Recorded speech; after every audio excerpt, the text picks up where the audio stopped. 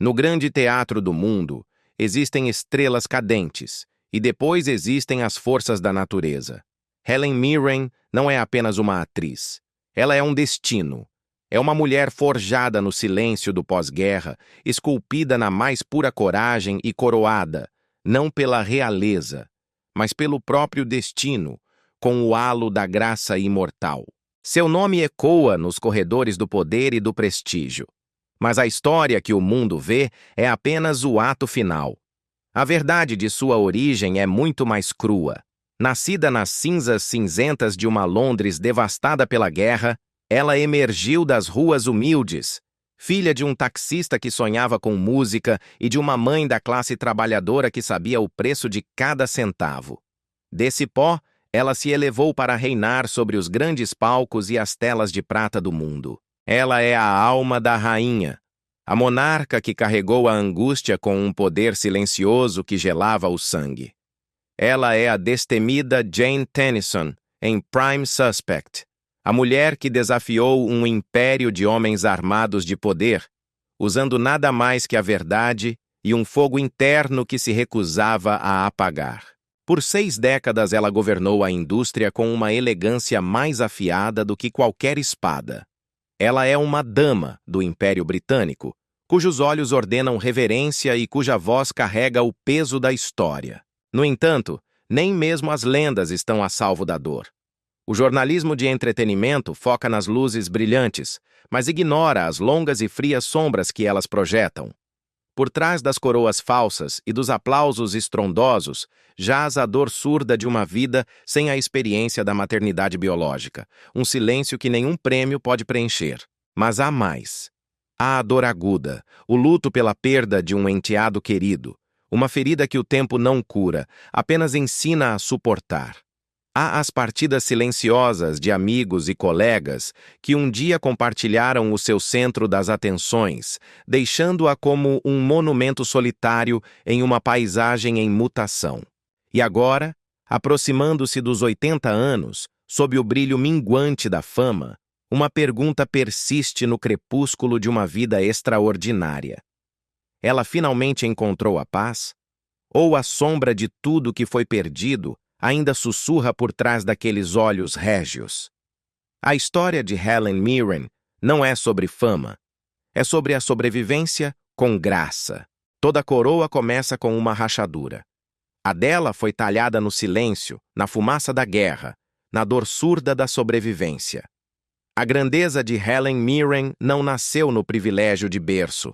Nasceu em quartos frios, onde as paredes suavam umidade e o céu ainda carregava o eco das bombas. Ela veio ao mundo em 26 de julho de 1945, em um canto maltratado de Hammersmith, Londres.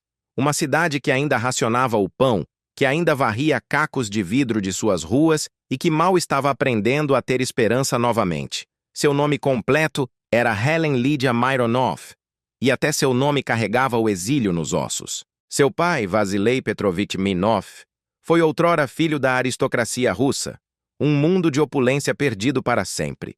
Ele havia lutado na guerra como motorista de ambulância e voltou para descobrir que a música já não era suficiente para alimentar uma família. Ele tocava viola com mãos que um dia dançaram sobre as cordas. Agora, essas mesmas mãos agarravam o volante gelado de um táxi londrino durante noites de chuva e fumaça de racionamento. Às vezes, quando a cidade dormia, ele abria o estojo gasto, extraía uma única nota trêmula da velha viola e parava, porque o som doía demais. Era o som de tudo que ele havia perdido. Sua mãe, Kathleen Kitty Rogers, era a 13ª de 14 filhos do East End de Londres. Uma mulher de disciplina de ferro, cujas palmas estavam rachadas pela interminável esfregação, cheirando levemente a sabão forte e determinação. Ela não era uma sonhadora. Era a arquiteta.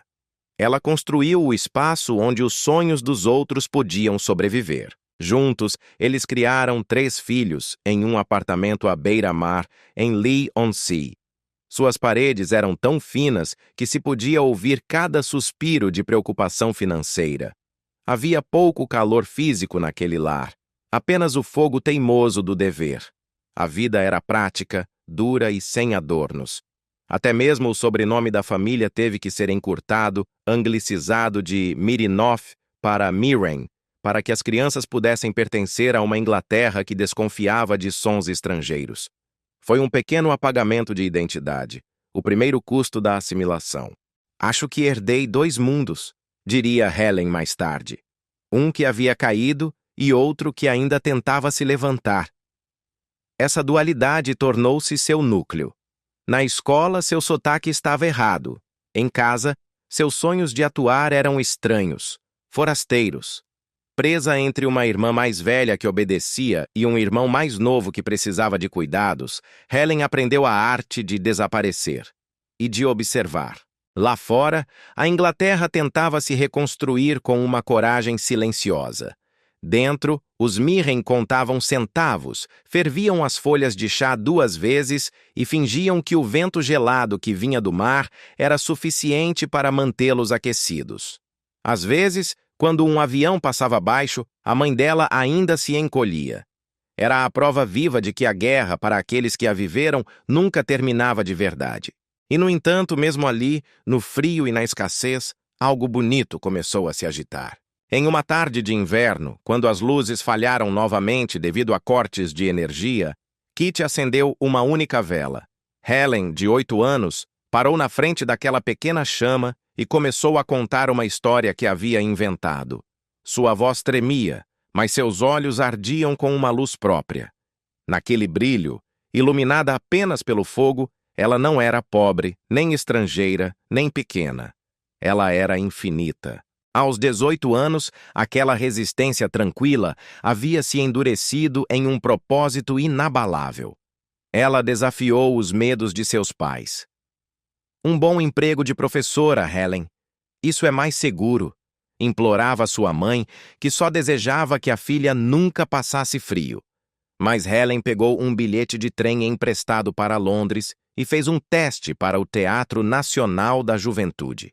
Esse primeiro passo para a luz do palco não foi ambição. Foi uma ressurreição. A menina nascida na fumaça da guerra estava renascendo no brilho do teatro. E desta vez, o mundo teria que vê-la. Aquela vela que ela acendeu na escuridão nunca se apagou.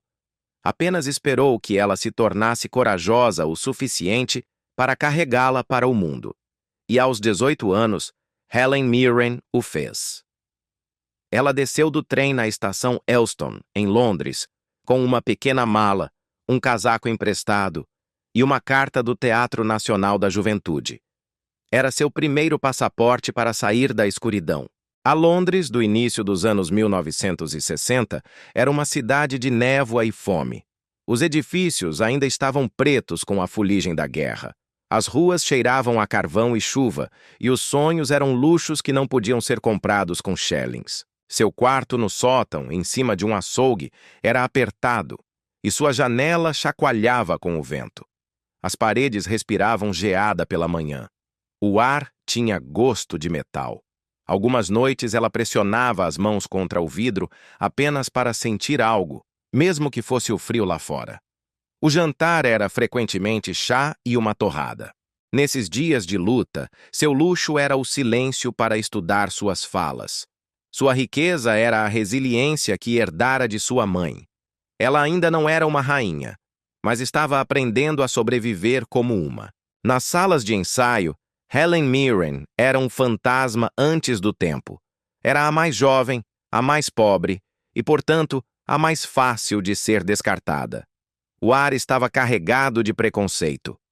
Muito tímida, sussurrava um diretor influente, vendo-a observar de um canto. Muito ousada, dizia outro, sentindo-se intimidado pela intensidade de seu olhar. Essa contradição a atingia como a geada. Como ela poderia ser as duas coisas? Mandaram-na sorrir mais, suavizar sua presença. Ordenaram que soasse menos provinciana, que escondesse seu nome russo, Mironov. Como se o talento tivesse um sotaque que precisasse ser domado. Queriam lustrá-la, lixar suas arestas, transformá-la em algo aceitável, mas ela se recusou a dobrar-se. O aço que havia sido forjado na escassez não se quebrava facilmente. Ninguém acreditava que a garota de Lake-on-Sea pudesse ficar ao lado dos fantasmas de Shakespeare. Ela recordaria mais tarde, com uma ironia desprovida de amargura. Então, ela concluiu, eu tive que assombrá-los eu mesma. Essa determinação logo foi posta à prova, não pelo fogo, mas pelo gelo. Uma noite, após mais um teste fracassado, onde a porta se fechou antes que ela pudesse abrir a boca, ela se sentou nos degraus de pedra de um teatro, muito depois que as luzes internas se apagaram. A chuva fina e gelada de Londres caía, grudando o cabelo em seu rosto. Seu casaco, já puído, tornou-se pesado como chumbo, absorvendo a derrota. O frio se infiltrou para além do casaco, até seus ossos. Pela primeira vez, a ideia de desistir, de voltar para casa, pareceu um alívio quente. Mas então a realidade a atingiu. O lar, para o qual ela queria voltar, não existia mais.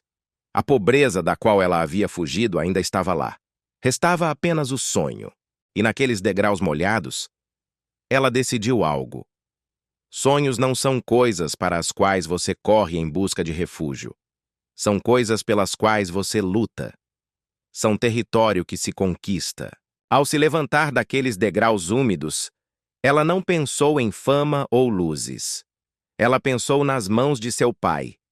As mesmas mãos que uma vez acariciaram uma viola, mãos de artista, agora agarradas ao volante de um táxi durante a chuva interminável de Londres.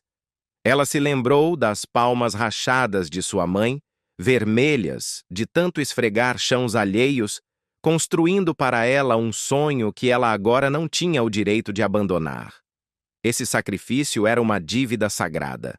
Então ela se levantou, como sempre fazia. Os ensaios se tornaram seu refúgio e seu campo de batalha. Ela ensaiava até a voz falhar. Voltava para casa a pé na chuva, porque não podia pagar a passagem de ônibus. Aquecia as mãos geladas sobre as lâmpadas nuas nos bastidores. Houve dias em que as cartas de rejeição se acumulavam mais alto do que os avisos de aluguel não pago. Seu reflexo no espelho da pensão devolvia o olhar de uma estranha, uma que havia emprestado sua esperança e a havia gastado. A indústria a aprendeu em uma jaula de paradoxos. Ela era muito desconhecida para que confiassem a ela um papel, muito bonita para ser levada a sério como atriz dramática e muito pobre para ter o luxo de ir embora. No entanto, aquele mesmo orgulho aristocrático, enterrado sob gerações de exílio russo, recusou-se a morrer. Ela aprendeu a manter sua fome em silêncio e sua dignidade em voz alta. Cada rejeição, ela disse uma vez, me ensinou um novo tipo de coragem. Então chegou 1965. Foi o ano em que a coragem finalmente encontrou o destino. O Teatro Nacional da Juventude decidiu montar uma produção ousada. Antônio e Cleópatra, no lendário Old Vic. Helen, com apenas 20 anos, recebeu o papel de Cleópatra. A decisão foi recebida com escárnio nos círculos teatrais. Ela, diziam, muito jovem, muito comum, não tem o peso. Mas quando o pano subiu na noite de estreia, as luzes brilharam intensamente. O vestido de seda parecia muito fino contra sua pele. Suas mãos, ela confessou, tremiam incontrolavelmente. Então ela falou, e o mundo inteiro parou de respirar. Por 2 horas, aquela garota magra e pálida não estava fingindo ser uma rainha. Ela estava se lembrando. Estava canalizando algo antigo. Afinal, ela havia nascido de um império perdido há muito tempo. Os críticos, perplexos, escreveram no dia seguinte sobre sua graça perigosa. O público sussurrava seu nome como um segredo recém-descoberto. A garota que uma vez atuou à luz de uma única vela, agora comandava 1000 olhos de fogo. As riquezas não vieram imediatamente. Isso não acontece na vida real. Os papéis que se seguiram eram pequenos e o pagamento ainda menor. Seu primeiro cheque mal cobriu o jantar, mas algo fundamental havia mudado. Ela havia cruzado uma linha que nenhuma pobreza poderia apagar. A mulher que uma vez teve que pedir emprestado a coragem, agora era dona dela. Anos mais tarde, essa mesma garota que contava centavos para a passagem de trem chegaria a receber salários de mais de 10 milhões de dólares por filme. Ela construiria um conjunto de obras avaliado em mais de 100 milhões. Mas a ironia é que ela nunca gastou um centavo em vaidade. Apenas o gastou em verdade. Sua fortuna começou com a fome, e essa fome por autenticidade nunca a abandonou. A fama não a salvou. O dinheiro não a definiu, mas toda vez que ela entra na luz, em algum lugar na escuridão, outra jovem aprende a não desistir. Esse é o seu verdadeiro legado, não as coroas, não os prêmios, mas a permissão para que outros se levantem. Porque Helen Mirren nunca estava apenas atuando. Ela estava sobrevivendo lindamente. E a partir das noites mais frias de Londres, ela construiu um fogo que o mundo ainda pode ver queimar. O fogo que ela acendeu na pobreza não se apagou, ele se espalhou. Mas a fama, como a chama, queima em ambas as direções. E Helen Mirren estava prestes a aprender quão brilhante pode ser a luz que cega. Na década de 1970, enquanto o mundo começava a notar seu talento cru, ela trabalhava 16, às vezes 18 horas por dia. No palco, no set, em salas de ensaio que cheiravam a suor e serragem. A Royal Shakespeare Company se tornou seu templo, sua casa, seu campo de batalha e sua jaula. Toda noite, ela entregava seu coração a centenas de estranhos. E toda noite, voltava para um quarto vazio. O aplauso era estrondoso, mas ecoava no silêncio. Foi então que uma verdade devastadora a atingiu. O aplauso não preenche o vazio, apenas o torna mais profundo. Ela lutou por papéis que significassem algo. A indústria só queria beleza. Ela lhes ofereceu verdade. Eu nunca fui uma coisa só, ela disse mais tarde, mas eles continuavam tentando me diminuir. Os diretores a chamavam de muito crua, muito ousada, muito honesta. As manchetes de jornais elogiavam seu corpo antes de sua arte. A câmera via minha pele, ela recordaria, mas nunca via minha alma. Então chegou 1979. Calígula, um filme que prometia ser arte de vanguarda, mas entregou um escândalo notório. Os flashes das câmeras queimaram seus olhos. A mesma luz que uma vez a havia salvado no palco, agora a atraía nos tabloides. Por anos, ela carregou o peso desse mal-entendido. Ela caminhava pelos sets de filmagem onde os sussurros a seguiam como fumaça. A coisa mais difícil, ela confessou décadas depois, é continuar acreditando em si mesma quando o mundo ativamente se diverte não acreditando em você. Nem todos os roteiros viraram ouro. Um projeto em 2001 desabou ruidosamente depois que seu orçamento de 5 milhões de dólares se esvaiu nas bilheterias. Mas Helen não chamou isso de tragédia, chamou de mensalidade. Era o custo de aprender quais histórias o mundo ainda não estava pronto para ouvir. E mesmo assim, ela continuou avançando. Em 1981, Excalibur restaurou sua lenda. E em 1991, Prime Suspect a redefiniu para sempre. Por 15 anos implacáveis, ela se tornou a detetive Jane Tennyson. Feroz, solitária, brilhante, imperfeita. Ela mudou a face da televisão e provou que uma mulher podia liderar não com beleza, mas com uma inteligência dura como aço. As filmagens de Prime Suspect se tornaram uma guerra de atrito. Eram jornadas exaustivas que se fundiam com noites sem dormir, onde a insônia era a única recompensa. Os dias sangravam um sobre o outro, uma mancha cinzenta de fadiga e diálogos policiais, até que o distintivo de detetive que carregava no peito parecia mais pesado do que seu próprio corpo. Havia se tornado um símbolo de sua exaustão. Interpretar a força todos os dias por anos quase me quebrou, ela confessaria mais tarde. Mas ela nunca, jamais, deixou que as rachaduras fossem vistas sob as luzes do estúdio. Cada aplauso do público não era um alívio. Era uma nova exigência. No início dos anos 2000, Helen Mirren já não era apenas uma atriz. Ela havia se tornado uma instituição britânica, a atriz mais respeitada de sua geração. E como muitas vezes acontece com os monumentos, Ela também era uma das mais solitárias. Então chegou o ano de 2006, e com ele o papel que mudaria tudo. A rainha, no silêncio absoluto de seu camarim, momentos antes do primeiro teste de câmera, ela sentou-se sozinha, olhando para a coroa. Estava sobre uma almofada de veludo. Brilhava sob as luzes do estúdio, muito brilhante, muito pesada. Não era apenas adereço, era um símbolo. Por um momento, enquanto se olhava no espelho, ela não viu a rainha Elizabeth. Ela viu todas as mulheres que havia interpretado refletidas no vidro. Jane Tennyson, Cleópatra, todas elas. Cansadas, orgulhosas e terrivelmente sozinhas. Ela levantou a coroa.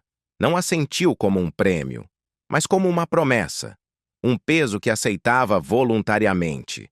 Enquanto as câmeras começavam a rodar, sua respiração desacelerou. O sotaque mudou. A postura endureceu. Ela não estava mais atuando. Estava se lembrando. Lembrando-se do dever, do isolamento, do peso de um império, assim como seu próprio pai russo havia feito. O mundo reagiu com espanto. O filme arrecadou mais de 120 milhões de dólares e varreu todos os prêmios imagináveis. O Oscar, o Globo de Ouro, o BAFTA, o SAG. Da noite para o dia, seu salário disparou para mais de 10 milhões de dólares por filme. A garota que uma vez contou centavos para pagar o aluguel de um sótão gelado, agora comandava contratos que a maioria das pessoas não veria em uma vida inteira. Mas Helen Mirren nunca mediu a riqueza em dólares. Ela conhecia a armadilha. As pessoas pensam que o sucesso te torna livre, ela disse em uma entrevista com uma honestidade brutal. Não torna, apenas te dá correntes mais bonitas. Ela continuou trabalhando até bem depois dos 70 anos, não por dinheiro, mas com a mesma disciplina feroz que uma vez a manteve viva naqueles frios apartamentos de Londres. Você não se mantém grande sendo amado, ela disse uma vez a um jovem ator em um set. Você se mantém grande amando o trabalho quando ninguém está olhando. Anos mais tarde, ela admitiu em voz baixa. Eu não nasci corajosa. Eu me tornei corajosa. Um papel de cada vez. Essa honestidade, mais do que qualquer coroa, a tornou inesquecível.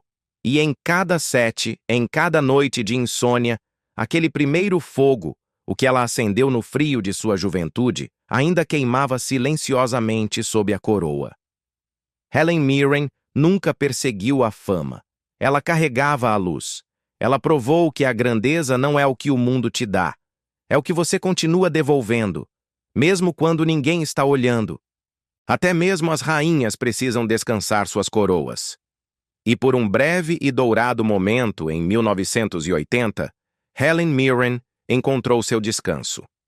Ela não o encontrou em um palácio, mas nos olhos de um homem chamado Liam Neeson. O encontro aconteceu no set de Excalibur. Eles estavam no fundo de uma floresta irlandesa, onde a armadura de aço brilhava como um relâmpago capturado sob as luzes do estúdio. Ela tinha 36 anos. Era radiante, autoconfiante, uma mulher esculpida em graça e fogo, no auge de seu poder teatral. Ele tinha 29, era tímido, de arestas ásperas, um talento bruto que ainda carregava o cheiro de serragem dos palcos de Belfast. A primeira cena deles juntos deveria ser uma lenda arturiana. Mas algo visceralmente real deslizou entre as linhas do roteiro, entre o choque de espadas e as ordens gritadas do diretor. Ele olhou para ela, realmente olhou para ela, e por uma batida do coração, o tempo obedeceu. Mais tarde, Neeson contaria aos amigos. Quando ela se aproximou de nós na armadura, até a armadura se esqueceu de como respirar. Naquela noite, quando a equipe guardou as câmeras, ele permaneceu ao lado do set. Ela se virou, sorrindo suavemente. Naquele único olhar, dois mundos colidiram. Um que mal começava a acender e outro que já ardia intensamente. Em 1981, eles eram inseparáveis. Construíram uma vida longe das luzes. Compartilhavam um pequeno apartamento em Londres com prateleiras tortas, xícaras de chá lascadas e um bule que assobiava mais alto do que suas risadas. As manhãs cheiravam a torradas queimadas e café instantâneo. Às noites, a cera de vela e a chuva batendo suavemente no vidro da janela. Às vezes, ela o encontrava ao amanhecer, traçando figuras no vapor da janela, sussurrando falas de peças antigas. Ela o envolvia com os braços por trás, apoiando o queixo em seu ombro. E por aquele momento frágil, o mundo era pequeno o suficiente para caber em suas mãos. Ela se tornou sua mentora e sua âncora. Ensinou-lhe como se vestir para um teste, como encarar o olhar de um produtor sem se desculpar, como atravessar uma sala cheia de críticos e permanecer ereto. "Você pertence aqui, Liam", ela disse uma vez, com firmeza. "Você só não percebeu ainda." E por um tempo, ele acreditou nela. Construíram um ritmo que parecia um lar. Liam e Helen liam roteiros à luz de velas, bebendo um vinho tão barato que tinha gosto de honestidade. Aos domingos, passeavam pelo Tâmisa, discutindo suavemente sobre arte e sobre o futuro. Havia risos, esperança e aquela bela ilusão de que o amor poderia durar mais que o tempo. Uma semana antes de tudo mudar, eles foram juntos ao teatro. Por 2 horas, deram as mãos no escuro e fingiram que o mundo não havia se movido sob seus pés.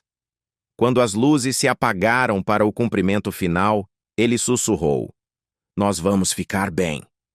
Ela sorriu sabendo que nem ele mesmo acreditava nisso. A fama, quando chega, raramente pede permissão.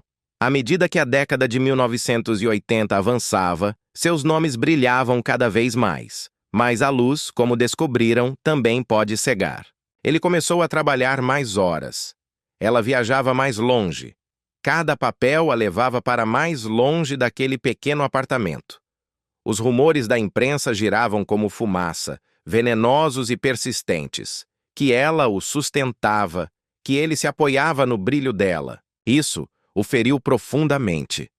Não porque fosse verdade, mas porque ele sentia que a feria. O orgulho, aquele ladrão silencioso, instalou-se entre eles. Era invisível, mas cruel. E o riso que uma vez preencheu o apartamento começou a se apagar. O amor não se desvaneceu em um instante. Não houve uma grande traição. Simplesmente, um dia, ele se esqueceu de como voltar para casa. Em uma noite de inverno, o silêncio era denso. O aquecedor zumbia e o bule gritava na cozinha. 2 sons domésticos colidindo como as discussões que nunca tiveram. Ela fechava o zíper de sua mala. Ela se virou para ele, com os olhos cansados, mas incrivelmente gentis. "Não fomos feitos para ficarmos juntos", ela disse em uma frase que se tornaria famosa. "Mas eu o amei imensamente." Ele não respondeu. Não precisava. Ela dobrou suas roupas lentamente, com precisão. Cada dobra, um pequeno adeus. Lá fora, um táxi esperava com o motor ligado sob o poste de luz, cortando o nevoeiro londrino. Através do vidro embaçado, a mão dela se ergueu uma última vez. Não foi um adeus, foi uma bênção gentil demais para sobreviver em um mundo tão duro.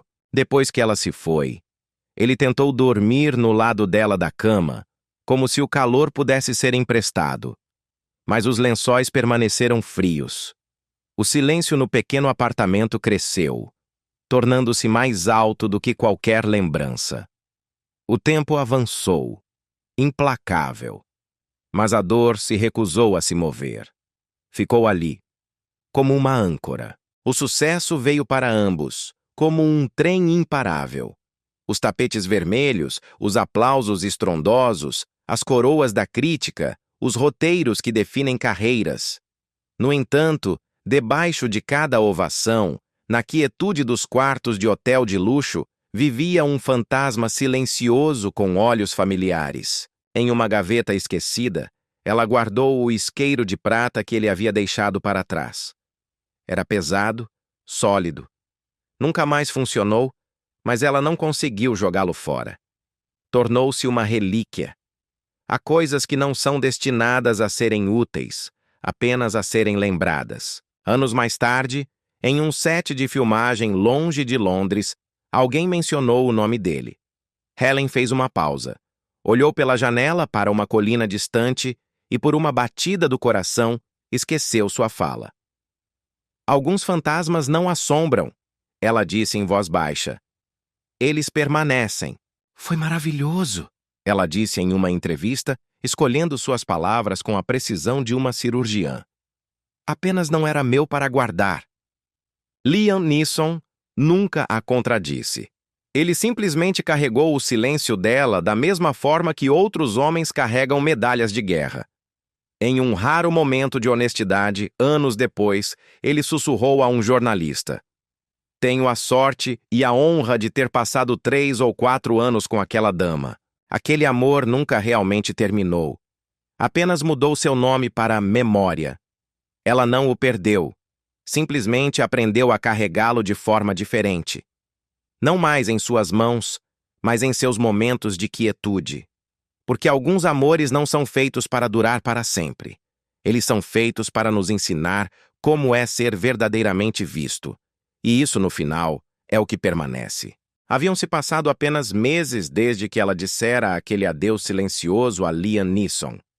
O destino, com sua ironia habitual, a colocou na frente de outro homem.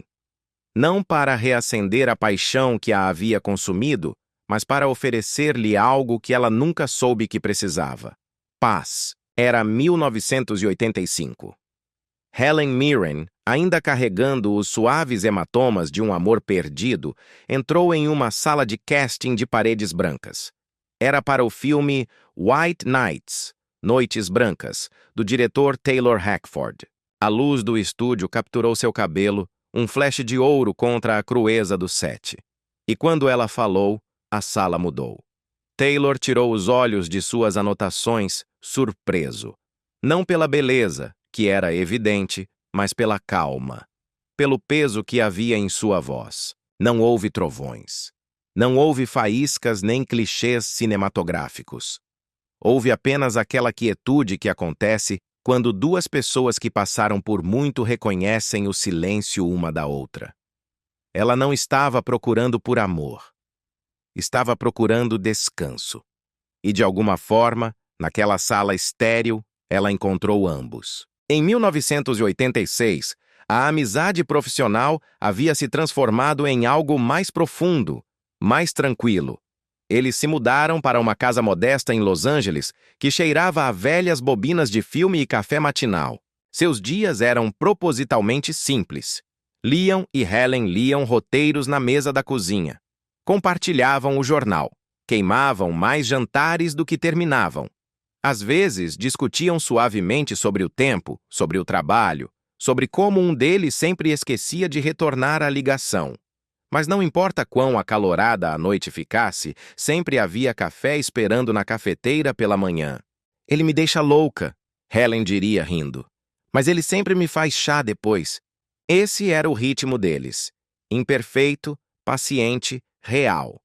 Eles não eram um casal definido por fogos de artifício, mas pela persistência tranquila de duas almas que já haviam sobrevivido às suas próprias tempestades. No entanto, o amor, mesmo quando é gentil, carrega sua própria dor.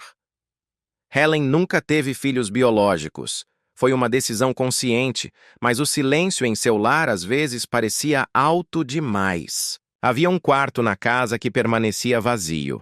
Sem berço, sem risadas de criança, apenas uma luz suave que se filtrava pelas cortinas.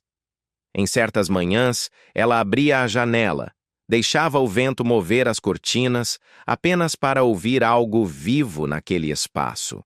Eu amo crianças, ela disse uma vez. Mas a maternidade simplesmente não era para mim. A compreensão a salvou da culpa, mas não da saudade. Taylor, um homem que entendia as complexidades do silêncio, compreendeu. Ele nunca a pressionou, nunca falou sobre isso. Em vez disso, ele trouxe o mundo dele para ela. E o mundo dele incluía 2 filhos de casamentos anteriores, Rio e Alexander.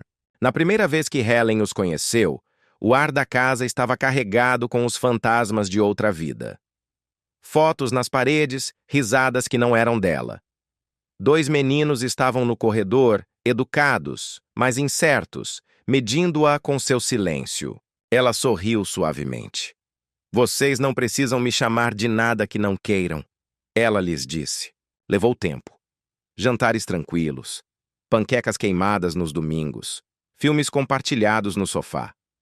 Aos poucos, a distância começou a se desvanecer. Em uma tarde, Rio, o mais velho, espiou na cozinha. Viu Helen cantando com o rádio enquanto, inevitavelmente, queimava o jantar. E Rio riu. Foi a primeira vez que ele riu com ela. Para Helen, parecia que uma porta há muito tempo fechada finalmente havia se aberto.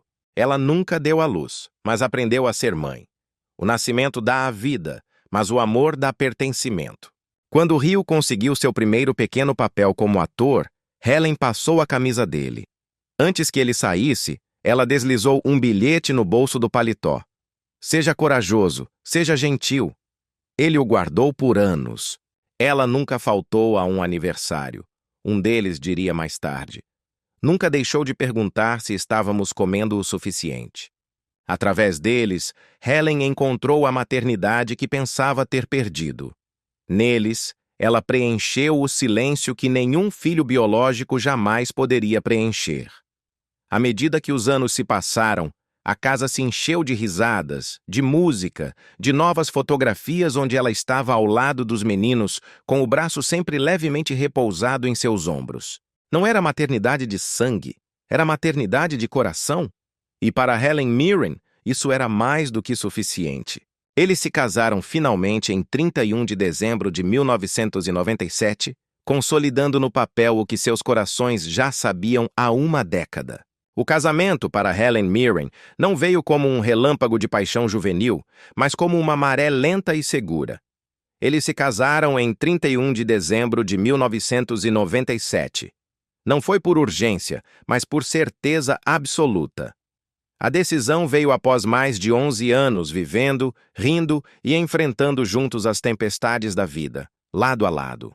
Hollywood, um lugar construído sobre gestos impulsivos e romances passageiros, não conseguia entender. Mas Helen e Taylor Hackford não estavam atuando para o público. Nós o fizemos pela família, ela disse mais tarde com sua franqueza característica. E porque, francamente, finalmente ficamos sem desculpas. Agora, em 2025, passaram-se quase 40 anos desde aquele primeiro olhar na sala de casting. 4 décadas de uma parceria construída não sobre o drama, mas sobre a paciência e uma devoção silenciosa. Eles continuam caminhando lado a lado em aeroportos, jardins silenciosos e tapetes vermelhos ofuscantes. Ele a chama de minha bússola, mas não do tipo que aponta para o norte, e sim do tipo que aponta para o lar. Em um mundo onde o amor raramente dura uma década, o deles resistiu a quase 4. Não foi por acaso.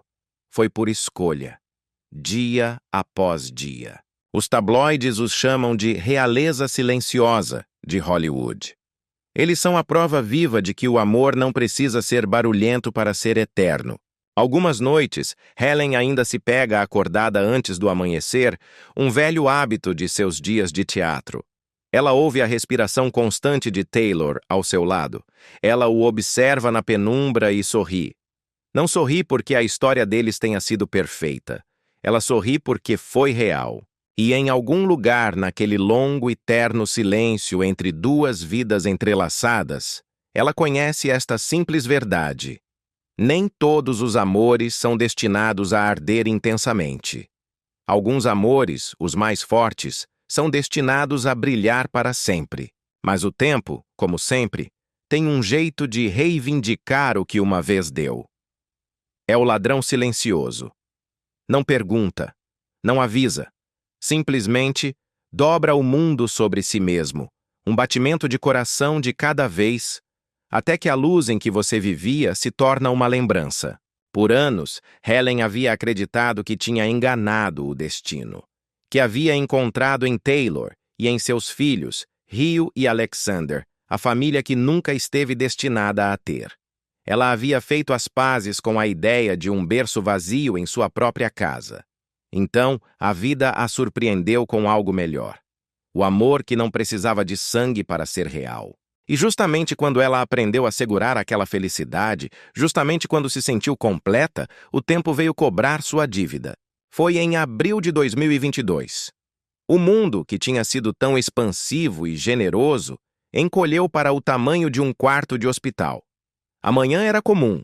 A luz do sol se espalhava pela bancada da cozinha, o assobio do bule, o cheiro de chá. Então o telefone tocou, e tudo o que veio depois pertenceu ao silêncio. Hugh Hackford, o filho de Taylor, seu filho em todas as formas que importavam, havia partido. Ele tinha 51 anos, uma idade em que a vida ainda deveria ser generosa. Por trás de seus olhos, um câncer raro e implacável havia crescido silenciosamente, roubando-o antes que pudessem dizer os verdadeiros adeus. Em um único instante, todo o ar deixou a casa. E o lar que uma vez continha risos, agora só continha o eco deles. Nesses últimos meses, Hugh nunca falou de medo. A dor ia e vinha como uma maré indesejada, mas ele a enfrentava com o mesmo humor que sempre o havia seguido. Ele brincava com as enfermeiras, chamava o pai de chefe e dizia a Helen: "Não se preocupe, mãe. Eu sou mais durão do que pareço." No entanto, por trás daquele sorriso, a guerra era real. Taylor sentava ao seu lado durante as longas noites de hospital, com a mão agarrada à do filho, sussurrando o que nenhum pai jamais deveria ter que dizer. "Queria poder tirar isso de você." Ele, que havia passado a vida inteira dirigindo histórias, controlando cada cena, agora descobria que não havia câmera, nem segunda tomada, nem cena de salvamento para isso. Libby, a esposa de Hugh, carregava o lar como um navio na tempestade. Ela se movia através de cada dia com uma força que desafiava a gravidade. Pratos, roupas, histórias para dormir. Eram rituais de amor disfarçados de sobrevivência. A força dela era silenciosa, do tipo que só se quebra atrás de portas fechadas. Quando os amigos diziam a ela o quão corajosa era, ela sorria, porque a coragem era a única coisa que lhe restava para controlar. Os netos eram muito pequenos para entender. Pequenos demais para a palavra para sempre. Eles ainda esperavam ouvir o carro dele à noite. Ainda perguntavam se o papai estava trabalhando até tarde de novo. Uma manhã, o mais jovem pôs o prato do pai na mesa para o café da manhã. Helen, ajudando a recolhê-lo mais tarde, ouviu o som da colher contra o prato vazio. Foi o som mais alto e ensurdecedor que ela já tinha ouvido. Helen sempre dissera que a maternidade não estava destinada a ela. Mas um dia, anos atrás, Hugh a havia chamado de mãe, timidamente, de passagem, como se estivesse testando a palavra. Ela havia sorrido entre lágrimas, percebendo que estivera errada a vida toda. Aquela palavra se tornou seu milagre secreto. Agora, ele havia partido. E as paredes da casa sussurravam isso para ela como uma prece que nunca seria respondida. Sua jaqueta ainda estava pendurada perto da porta. Sua xícara de café estava ao lado da pia, meio limpa. Uma pequena mancha da vida comum congelada no tempo. Até o ar parecia se lembrar de como ele respirava. No funeral, ela permaneceu ao lado de Taylor. A dor dele era um espelho da dela. Eles não falaram muito. As palavras pareciam uma traição. Libby segurava as mãos de seus 2 filhos pequenos. O mais novo aninhava a cabeça em seu ombro, muito pequeno para compreender o que significava permanência. Helen os observou e viu os olhos de Hugh refletidos nos deles. A mesma bondade, a mesma luz. Um único pensamento a atingiu, cruel e claro como cristal. Eles têm o futuro dele. Eu só tenho o passado dele. Naquela noite, ela e Taylor sentaram-se perto da janela. A cidade brilhava abaixo, cada luz tremendo como uma vela por uma alma que se fora cedo demais. Ela procurou a mão dele. Ela tremeu uma vez e depois parou. Eles não precisavam falar. O silêncio, aquele grande devorador de palavras, falou por eles. Em seu colo, Helen segurava a camisa que havia passado para o primeiro teste dele, anos atrás. A mesma camisa que ele usava quando voltou para casa, sorrindo, dizendo: "Acho que me saí bem." Ela pressionou a camisa contra o rosto, inalando o fantasma dele. E naquele momento, ela aprendeu a verdade mais cruel de todas. A maternidade nunca termina, mesmo quando o filho se foi. Os dias se tornaram semanas, e as semanas, meses. A dor não foi embora. Ela apenas mudou de forma. A dor não desapareceu. Seria uma mentira dizer que o tempo cura todas as feridas. Ela simplesmente mudou de temperatura. Deixou de ser o fogo ardente do choque inicial e se tornou o gelo permanente da ausência. Algumas manhãs, Helen ainda faz 2 xícaras de chá, por pura força do hábito, apenas para perceber que uma delas ficará fria. Algumas noites, ela se pega olhando para a entrada da garagem, esperando pelo flash de faróis que nunca retornarão. Todo pai que sobrevive ao seu filho, ela disse suavemente uma vez, sabe que o sol continua a nascer, mas não aquece mais da mesma maneira. No entanto, de alguma forma, em meio àqueles destroços silenciosos, a gratidão começou a florescer. Era uma flor estranha, crescendo em solo impossível. Ela começou a vê-la em todo lugar. No riso de estranhos na rua, no vento que levantava as cortinas, na bondade de pessoas que ela nunca conheceria. Ela percebeu uma verdade fundamental. O amor não desaparece quando um batimento cardíaco para. Apenas persiste, sem forma, procurando um novo lugar para viver. Toda semana ela coloca lírios ao lado da fotografia dele. Lírios, sempre lírios. O tipo de flor que floresce intensamente por apenas alguns dias, mas que preenche a sala inteira com seu perfume enquanto dura. Isso é o que ele foi para ela. Breve, bonito, inesquecível. Helen ainda fala com ele. Às vezes, naquela hora azul, antes do amanhecer, quando a casa está meio adormecida e o céu ainda não decidiu a cor que será. Ela sussurra as mesmas palavras que uma vez escreveu naquele bilhete antes do primeiro teste de cinema dele. Seja corajoso, seja gentil. E talvez em algum lugar além da luz ele ouça. Dizem que o amor de uma mãe nunca acaba. Talvez seja porque ele nunca chega a ser encerrado. Para Helen, Rio não era seu sangue, mas era sua prova viva de que o amor não precisa de permissão para existir. O mundo se lembra do riso dele, de sua generosidade, de sua luz. E toda manhã, quando o primeiro sol toca sua janela, ela sorri através das lágrimas. Porque o luto, em sua essência mais profunda, é apenas amor que não tem para onde ir. E às vezes, quando o mundo está silencioso o suficiente, ela sente que esse amor retorna para ela, transformado em luz. Mas esta não era a primeira vez que Helen confrontava a cruel divisão entre a vida e a morte. Quando ela perdeu Rio, o tempo já havia cobrado seu pedágio. Silenciosa e persistentemente, como a maré que erode até mesmo a costa mais forte. O tempo a havia roubado antes. Seu pai, sua mãe, seu irmão. Cada perda, uma ferida que nunca cicatriza completamente. Toda vez que pensava ter aprendido a chorar, a vida lhe entregava outra lição. Seu pai foi primeiro. Foi no final da década de 1980 e Londres parecia mais fria do que ela se lembrava. Basil Mirren, outrora músico da aristocracia russa, depois soldado e sempre um sobrevivente, havia passado a vida inteira mantendo o mundo unido com pura força de vontade. Ele havia tocado viola durante os bombardeios do Blitz. Sua música se elevava sobre a destruição como uma prece desafiadora. Quando as sirenes antiaéreas gemiam, ele não parava. Tocava mais alto, para que os vizinhos pudessem ouvir algo bonito acima do caos. Após a guerra, trocou a sala de concertos pela cabine de um táxi, transportando estranhos pelas veias de uma cidade ferida.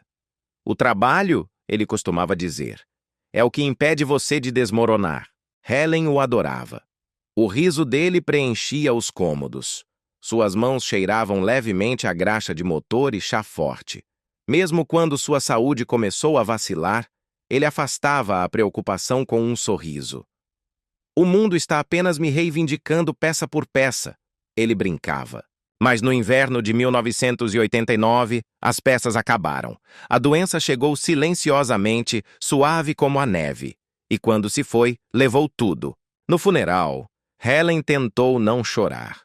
As lágrimas vieram de qualquer forma, silenciosas e teimosas, escorrendo pelo rosto enquanto ela dobrava o cachecol do pai sobre o caixão. Ela se lembrou de que ele lhe disse uma vez: "Não pare de fazer seu trabalho, Len. O mundo não espera." 2 semanas depois, ela caminhou para o palco. Seu figurino estava passado, seu rosto calmo, seu coração quebrado. Quando o pano caiu, o aplauso do público soou distante. Parecia, ela pensou, como chuva sobre a tampa de um caixão. Constante, distante, impiedosa. O luto mal havia afrouxado seu aperto quando o destino atacou novamente. No início dos anos 2000, sua mãe, Kathleen Kitty Rogers, começou a se apagar. Kitty havia sobrevivido à Grande Depressão, às filas de racionamento e à perda de quase todos os seus irmãos. Ela era a 13ª de 14 filhos, filha de um açougueiro que trabalhava para a cozinha da Rainha Victoria. Ela havia crescido sem nada além de sagacidade e uma resiliência de ferro. Para Helen, ela era indestrutível, uma mulher que podia consertar uma cortina rasgada, um coração partido ou um dia ruim com as mesmas mãos firmes. Mesmo na velhice, ela ainda chamava sua famosa filha de Nossa Nelly e a repreendia por não comer o suficiente. Mas a mente é frágil, onde o coração é forte. Primeiro veio a confusão, depois a quietude, acidentes vasculares cerebrais, doenças, o tempo conspirando silenciosamente.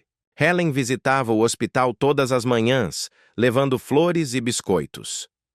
Ela se sentava ao lado da cama da mãe, lendo-lhe falas de peças, esperando que o som de sua voz pudesse manter a mãe ligada a este mundo. Uma tarde, Kitty sorriu fracamente e sussurrou: "Você sempre foi uma criança tão séria. Queria que você risse mais." Essas foram as últimas palavras que ela proferiu. Quando o fim chegou, foi comum. Uma chaleira fervendo à distância. Uma enfermeira entrando. Uma filha segurando a mão da mãe enquanto ela esfriava.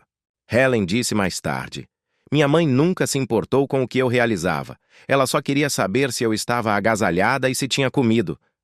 Na manhã seguinte, ela preparou o chá exatamente como Kitty fazia. Forte, escuro e levemente doce.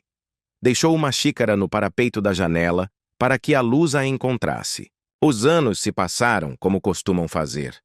A dor se tornou gerenciável, não porque diminuísse, mas porque ela aprendeu a viver ao lado dela. Tornou-se uma dor surda, um vizinho incômodo, mas constante. Ela trabalhou.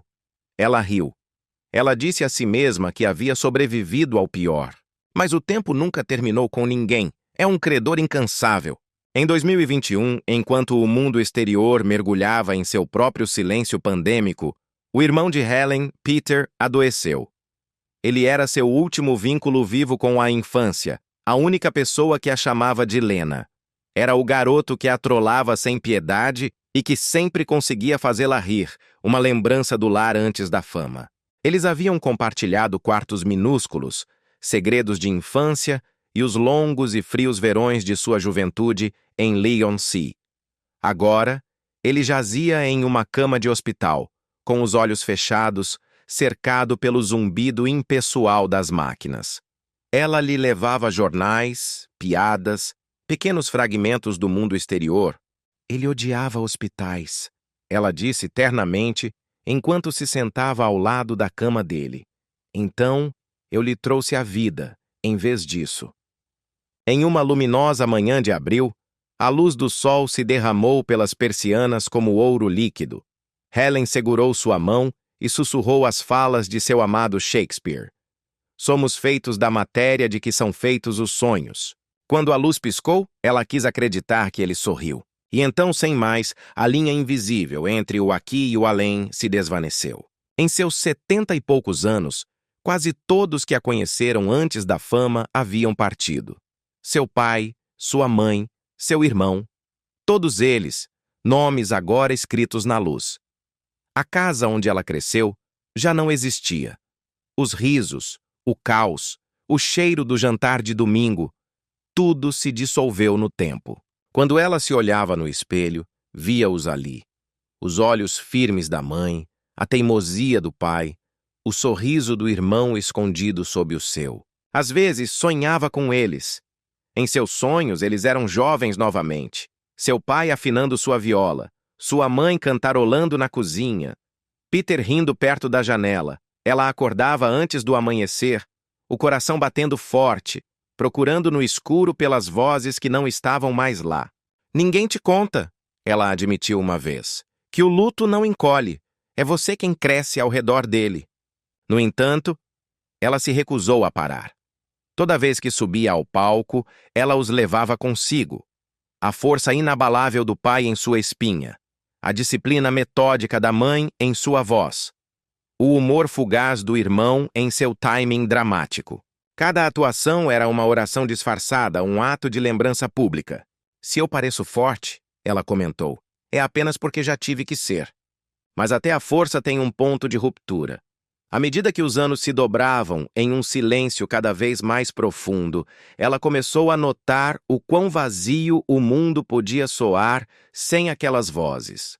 Depois de cada salva de palmas final, o aplauso se desvanecia mais rápido. Depois de cada papel, o camarim parecia mais frio. O amor, que antes era sua âncora, havia se tornado um fantasma. Um fantasma que ela carregava com cuidado, com medo de que até mesmo lembrá-lo com muita força pudesse fazê-lo desaparecer. E justamente quando ela pensou que não lhe restava mais nada a perder, a vida provou que ela estava errada novamente. Os anos já haviam lhe tirado sua família de sangue. Agora começaram a levar sua tribo. O tipo de amigos que compartilhavam não seu sangue, mas seu fôlego. Eram as almas raras que entendiam o ritmo febril do ensaio, a exaustão da perfeição, a dor do aplauso que se apaga cedo demais. No riso deles, ela encontrou o lar. Na perda deles, ela encontrou o eco de sua própria mortalidade. O primeiro a partir foi Alan Rickman. Foi em janeiro de 2016. Uma manhã cinzenta em Londres que cheirava a chuva fria e lembrança. Helen estava filmando em Budapeste quando a mensagem chegou. Alan se foi. Por um momento, ela não se moveu. Só se ouviu o vento contra a janela e o zumbido das luzes do estúdio sobre sua cabeça. Câncer de pâncreas, disseram. O tipo cruel que sussurra por meses antes de rugir. Alan Rickman lutou contra ele em silêncio por quase um ano, com a mesma dignidade tranquila que o havia definido em vida. Ele nunca reclamou, nunca buscou pena. Mesmo enquanto a dor se aprofundava, ele trabalhou, gravando, escrevendo, mentorando jovens atores, como se a própria arte fosse sua morfina. Ele manteve isso em privado, como sempre fazia. Um trovão calmo envolto em graça. Helen desabou sobre uma gaveta de madeira. Suas mãos tremiam, sua respiração estava superficial. 69 anos. Ele se foi cedo demais para um homem que passou a vida inteira ensinando os outros a usar sua voz com precisão letal. Eles se conheceram quase 50 anos antes na Royal Shakespeare Company. Ambos na casa dos 20 ou 30 anos, famintos, sem dinheiro e brilhantes. Alan havia sido aquele que a vira através das tempestades. Após uma crítica brutal que a havia deixado com os olhos vermelhos de raiva e vergonha, ele a encontrou no corredor. Não deixe que eles te definam, ele disse suavemente, sua voz profunda ressoando. Eles apenas julgam o que não podem fazer. Ela ainda podia vê-lo. Aquela figura alta com gola roulé preta. Aquele leve sorriso que suavizava seus olhos ferozes. Entre ensaios, eles escapavam para um pequeno café no Strand, compartilhando torradas e fofocas do teatro. Ele zombava incessantemente de sua seriedade. Helen, ele dizia com sua voz inconfundível, você atua como se cada performance fosse uma questão de vida ou morte. E ela respondia, atirando, e não é? Ele ria. Aquela risada profunda e comedida que vibrava através do silêncio como música. Quando a doença veio, ele não contou a muitos. Mas Helen sentiu. As pausas entre suas frases, a forma como seus e-mails ficavam mais curtos, sua caligrafia um pouco mais trêmula.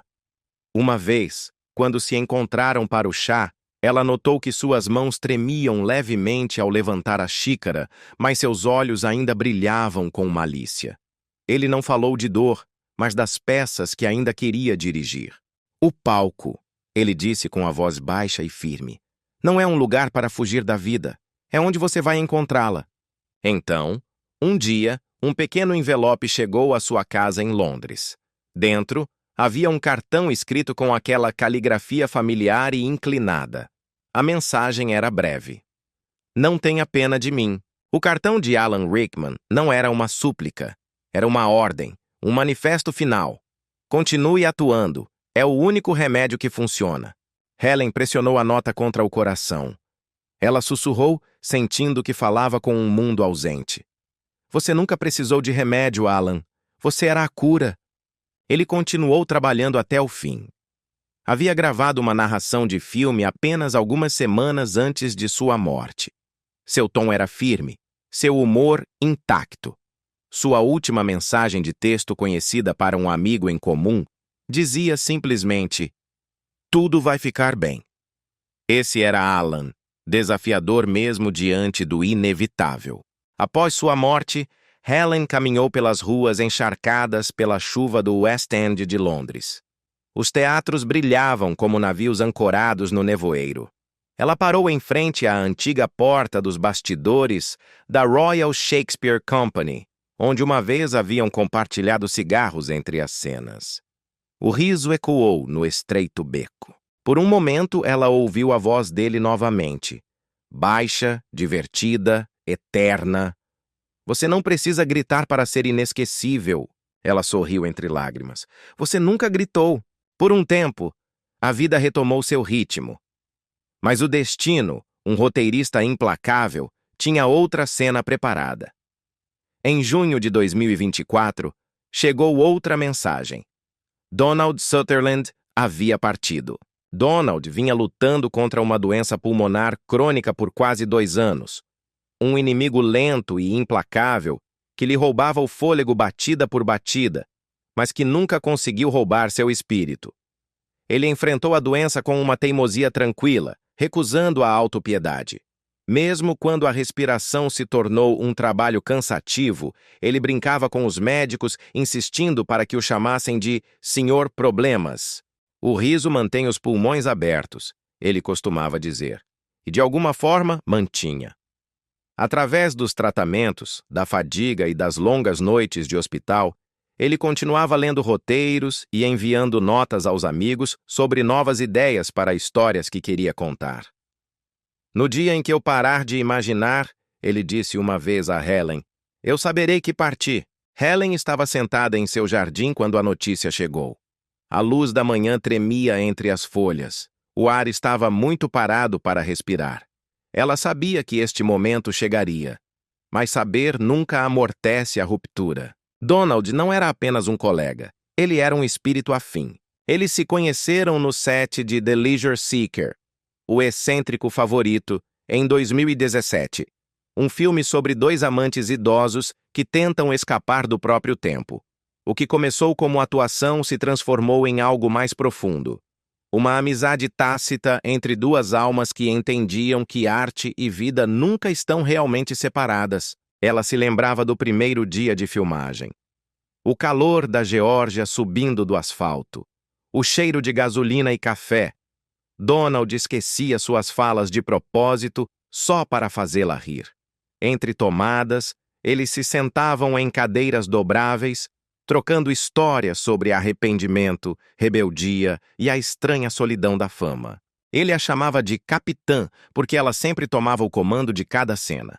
Ela o chamava de o filósofo, porque ele podia encontrar significado em uma sombra. Você não atua, ele disse uma vez, você traduz a vida. À medida que sua doença se agravava, ele se recusou a definhar em hospitais. Queria ficar em casa, perto de seus livros, seu piano e seu jardim. Há mais cura na luz do sol do que nas luzes fluorescentes. Ele escreveu em uma de suas últimas cartas. Helen ligava para ele frequentemente, temendo que ele estivesse muito cansado para atender. Mas toda vez, a mesma calorosa acolhida a recebia do outro lado da linha. Continuo ensaiando, Helen. Ele riu durante um de seus últimos tratamentos. O ato final está demorando mais do que eu pensava. As palavras a fizeram rir. E então a quebraram. Ela sabia que esse era Donald. Honesto, corajoso, terno, sempre interpretando a própria vida com graça. Algumas semanas antes de seu falecimento, ele lhe enviou um e-mail com uma foto do nascer do sol sobre o jardim dele. A legenda simplesmente dizia: "Continuo observando a luz." Ela ficou olhando a imagem por muito tempo, a borda dourada do sol cortando a névoa matinal, e percebeu que não era um adeus. Era uma salva de palmas final. Quando a notícia chegou, ela não chorou no início. Ela reproduziu o filme que fizeram juntos, The Leisure Seeker. Quando a cena final apareceu, onde seus personagens seguem em direção ao pôr do sol, Donald se vira para ela e diz: "Tivemos uma bela jornada, não tivemos?" Ela congelou a tela. As lágrimas embaçaram a imagem. E ela sussurrou para o quarto vazio: "Sim, tivemos." "Ele viveu da mesma forma que atuou," Helen disse mais tarde. "Pleno, honesto e sem pedir desculpas." Alan havia lhe ensinado a graça no silêncio. Donald havia lhe ensinado a alegria na impermanência. Juntos, eles haviam provado que a grandeza não é barulhenta. É constante. O mundo se lembrava deles por seus filmes. Mas Helen se lembrava deles por sua bondade. As coisas pequenas. Alan emprestando seu cachecol em uma noite fria em Stratford.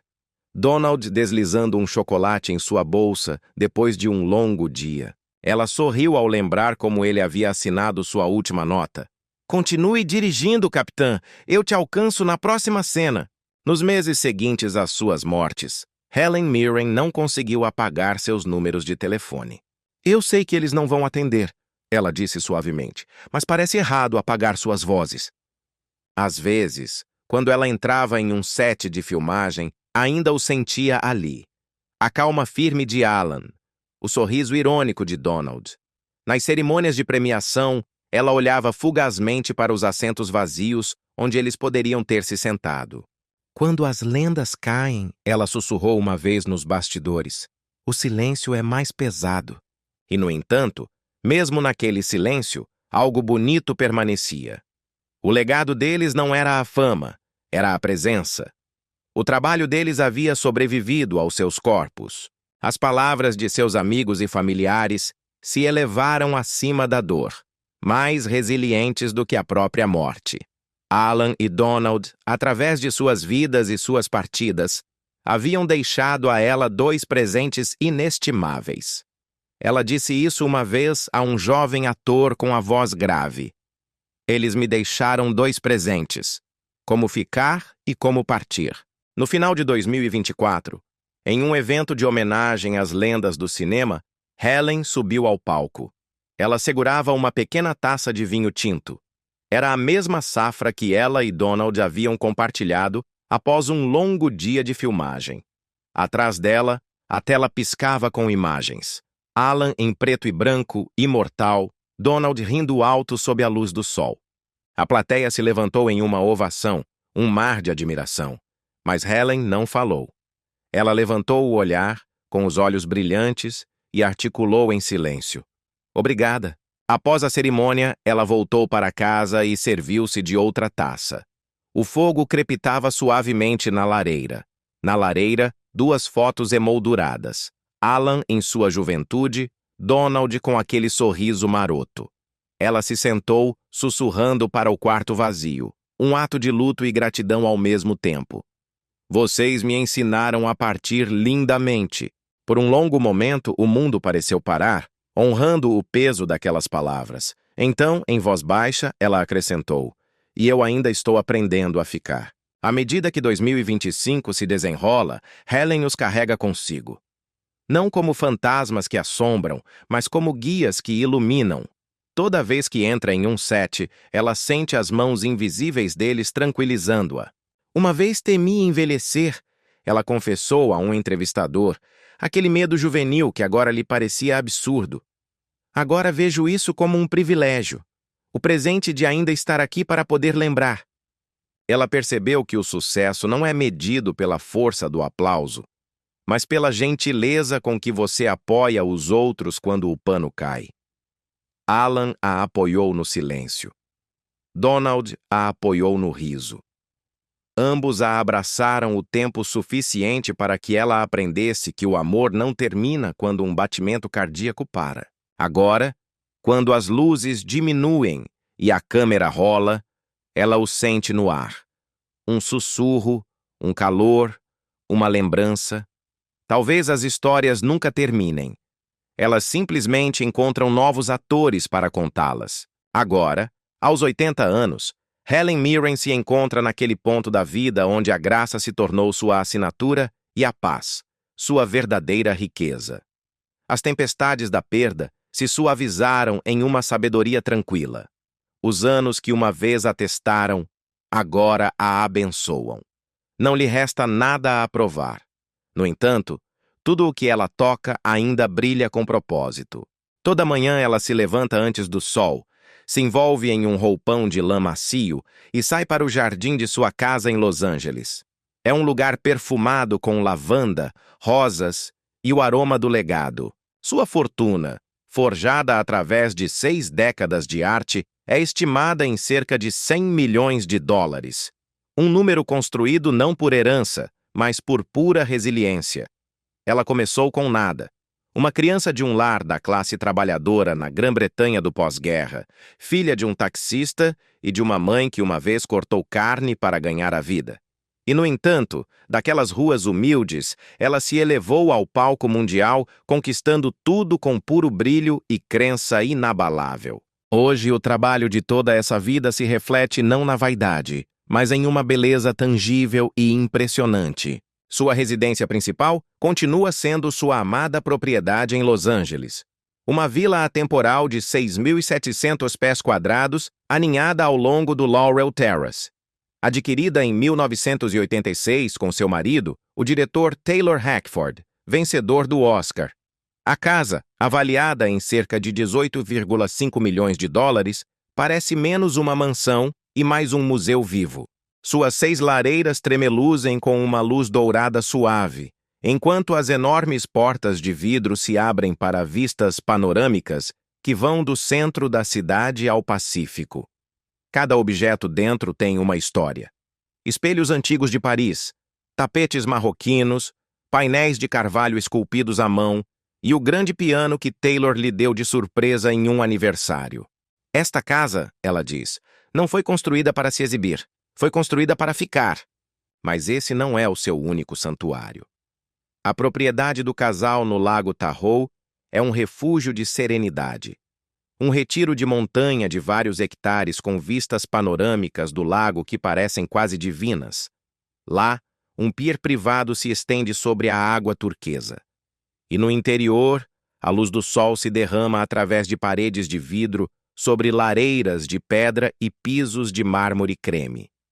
A propriedade inclui uma casa de hóspedes com piscina coberta, uma biblioteca forrada com centenas de roteiros e um jardim repleto de flores silvestres. É onde o barulho para, ela disse uma vez, e onde o coração começa a falar. Seu gosto é elegante, nunca excessivo. Sua coleção de carros reflete esse equilíbrio. Parte sofisticação, parte emoção. Ela dirige um Mercedes-Benz Classe S para o conforto diário e um Rolls-Royce Phantom para as ocasiões importantes. Mas seu McLaren 720S Spider é sua fase selvagem, como ela o chama para quando a estrada a chama pelo nome. O McLaren, avaliado em mais de 330 mil dólares, é um flash de fogo prateado. Ele a lembra, ela diz, que a elegância ainda pode superar o tempo. Entre seus tesouros também estão os luxos tranquilos. Um relógio Cartier de diamante dado por Taylor depois que ela ganhou o Oscar. Uma coleção de chapéus e vestidos vintage que datam de seus primeiros anos no palco. E pinturas de artistas britânicos que ela apoiou por décadas. Mas o que ela mais valoriza não está guardado em cofres, vive em suas causas. A filantropia de Helen é tão generosa quanto sua arte. Ela doou milhões para a Refuge e a Women's Aid, defendendo as vítimas de abuso doméstico. Além disso, ela é embaixadora global da L'Oréal Paris, usando sua influência para redefinir o conceito de beleza para mulheres acima dos 70 anos. Seu legado é medido em sobrevivência, em generosidade e em coragem. A influência de Helen Mirren se estende muito além do palco e da tela. Sua parceria com a Oxfam e o The Princess Trust continua a empoderar mulheres e jovens carentes em todo o mundo. Sua fortuna não é apenas para possuir, é para compartilhar. Apenas em 2024, ela contribuiu com uma estimativa de 2,5 milhões de dólares para projetos de caridade, desde a educação infantil em Uganda até a preservação ambiental na Grécia, onde ela cofundou a iniciativa Save the Olives, Salve as Oliveiras, protegendo árvores milenares de doenças. Se você recebeu uma voz, ela disse uma vez com aquela autoridade tranquila que a define, use-a para elevar os outros, não para ecoar a si mesma. Em casa, sua vida com Taylor Hackford continua constante, terna e cheia de risadas. Quase 40 anos após seu primeiro encontro, o amor deles é um testemunho da durabilidade. Eles não têm filhos biológicos juntos, mas ela, há muito tempo, abraçou os filhos de Taylor como seus, especialmente o falecido Rio, cuja memória vive silenciosamente nos cantos de seu lar.